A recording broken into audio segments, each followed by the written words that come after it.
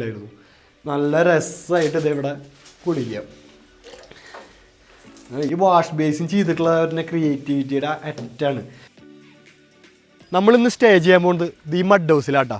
ഈ mud house ഇരിക്കുന്നത് ഒരു 60 സെൻറ്റിലുള്ള ഒരു ഫാമിലാണ്. ഈ ഫാമിലൊരു എനിക്ക് തോന്നുന്നു ഒരു 40ഓളം ഫ്രൂട്ട്സ് തന്നെയുണ്ട്. പിന്നെ ഒരു വാട്ടർ ബോഡി ഉണ്ട്. നമുക്ക് ഇവിടെ തന്നെ മീൻ പിടിച്ച് അടിക്കാം. പിന്നെ എന്താ വൈബ് എന്ന് വെച്ച് കഴിഞ്ഞാൽ ഒരു പാടിയുണ്ട്. പിന്നെ വേറൊരു സിറ്റിംഗ് പ്ലേസ് ഉണ്ട്. വേറെ വൈബാണ്. ഞാൻ മൊത്തത്തിലൊന്ന് കാണിച്ചു തരാം. ആദ്യം നമുക്ക് ഈ മഡ് ഹൗസ് ഒന്ന് കാണാം. ഈ മഡ് ഹൗസിലേക്ക് നമുക്ക് കയറി വരുമ്പോൾ തന്നെ ഒരു ലിവിങ് എന്നൊക്കെ പറയുന്ന പോലെ ഒരു സിറ്റിംഗ് സ്പേസ് ആണ് കൊടുത്തിട്ടുള്ളത്. പിന്നെ ഇവിടുത്തെ പെയിൻറ്റിങ്സ് അത് എടുത്തു പറയേണ്ട കാര്യം തന്നെയാണ്. ഇപ്പോൾ ഇതൊരു തമിഴ്നാട് ടച്ചാണ് കൊണ്ടുവന്നിട്ടുള്ളത്. പക്ഷേ അവിടെ നമുക്ക് നമ്മുടെ വെള്ളംകളി കൊണ്ടുവന്നിട്ടുണ്ട്, നമ്മുടെ നാഗവല്ലി എന്ന് തോന്നുന്നുണ്ട്, പിന്നെ ജല്ലിക്കെട്ട്, പിന്നെ ഇതുപോലെ ട്രൈബൽസിൻ്റെ ആ ഒരു മൂഡിൽ അവർ ചെയ്തിട്ടുണ്ട്. ഒരു ട്രഡീഷണൽ ടച്ച് മൊത്തത്തിൽ കൊണ്ടുവരാൻ അവർ ശ്രമിച്ചിട്ടുണ്ട്. നമുക്ക് ഉള്ളിൽ കാണാം. പിന്നെ അതുപോലെ തന്നെ നമ്മുടെ ട്രഡീഷണൽ മോഡൽ നമുക്ക് വാതിൽ കൊടുത്തിട്ടുണ്ട്. പിന്നെ നമുക്ക് ഇവിടുത്തെ ഏറ്റവും മെയിൻ ഹൈലൈറ്റ്, നമ്മൾ തന്നെ വിചാരിച്ചിട്ടില്ല ഇത്ര വലിയ സംഭവം ഉള്ളിലുണ്ടെന്ന്. അതൊരു ഹിഡൻ ക്രിയേറ്റിവിറ്റിയാണ് ഇവിടെ ചെയ്തു വെച്ചിട്ടുള്ളത്. എന്താ ചെയ്തിൻ്റെ ബാത്റൂമാണ്.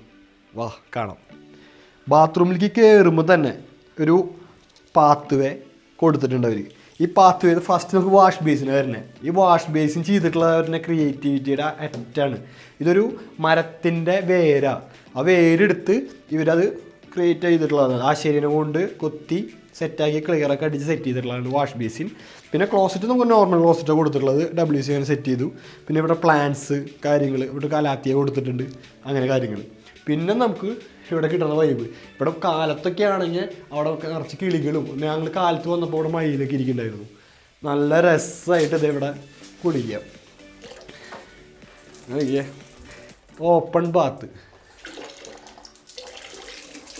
ഈ ഒരു റിസോർട്ടിൽ ഒരു വാട്ടർ ബോഡി ഉണ്ട്. അത് നമുക്ക് അവിടെ നിന്ന് നമുക്ക് തന്നെ ചൂണ്ടിട്ട് നമുക്ക് മീൻ പിടിച്ച് ഇവർക്ക് കൊടുത്തു കഴിഞ്ഞാൽ ഇവർ തന്നെ നമുക്ക് ഫ്രൈ ചെയ്ത് തരും കേട്ടോ.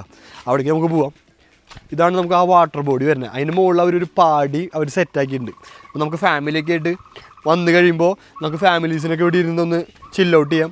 ആ സമയത്ത് നമുക്ക് ഇവിടെ നിന്ന് മീനൊക്കെ പിടിക്കാം. ഇതിൻ്റെ ഉള്ളിൽ പിലോപ്പീസിനൊക്കെ അവർ ഓൾറെഡി വളർത്തുന്നുണ്ട് നമുക്ക് മീൻ പിടിക്കാനായിട്ട്. നല്ല രസമായിട്ടുണ്ട് ഇതൊക്കെ. പിന്നെ ഇവിടെ നമുക്ക് ഇരിക്കാം. ഇത് വേണ്ട, ഈ ചെയർ ഒരു ട്രഡീഷണൽ മോഡലൊരു ചെയർ ഇവരോട് സെറ്റാക്കിയിട്ടുണ്ട്. നൈസായിട്ടുണ്ട്. അയ്യോ ഏതാ മൂടല്ലേ. ലൂബിക്കൊക്കെ വേണ്ട, ഇതൊക്കെ ഇവിടുന്ന് പറിച്ച് തന്നെ കേട്ടോ. നമുക്ക് ഇവിടുത്തെ ഫ്രൂട്ട്സൊക്കെ നമുക്ക് തന്നെ പറിച്ച് കഴിക്കാൻ കേട്ടോ. അവിടെ ഒരു ചക്ക ഇരിക്കുന്നുണ്ട്, അത് പിന്നെ നമുക്ക് പൊളിച്ച് കഴിക്കാൻ പറ്റില്ല. പിന്നെ ഇത് ലൂബിക്ക. പിന്നെ ഞങ്ങൾക്ക് ഇന്നലെ ഒരു ചാമ്പയ്ക്ക ഇതിൻ്റെ ഓണർ നമുക്ക് കുറച്ച് പൊട്ടിച്ച് തന്നു.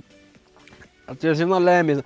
ശരിക്കും നമുക്കൊരു 2 ദിവസത്തേക്കൊക്കെ വന്ന് ഇവിടെ വേണമെങ്കിൽ നിൽക്കാം. ഒറ്റ ദിവസം സ്റ്റേ അല്ല ഞാൻ പറയാം, ഒരു 2 ദിവസം വന്ന് നിൽക്കാം. ഇത് ഫാമിലി ആയിട്ട് വേറെ കാര്യങ്ങൾ തിരക്കുകളൊന്നും ഇല്ലാണ്ട് സുഖമായിട്ട്. എന്നുവെച്ചാൽ ഇവിടെ അത്യാവശ്യം വെയിലൊക്കെ ഉള്ള സ്ഥലമാണ് മറയൂർ.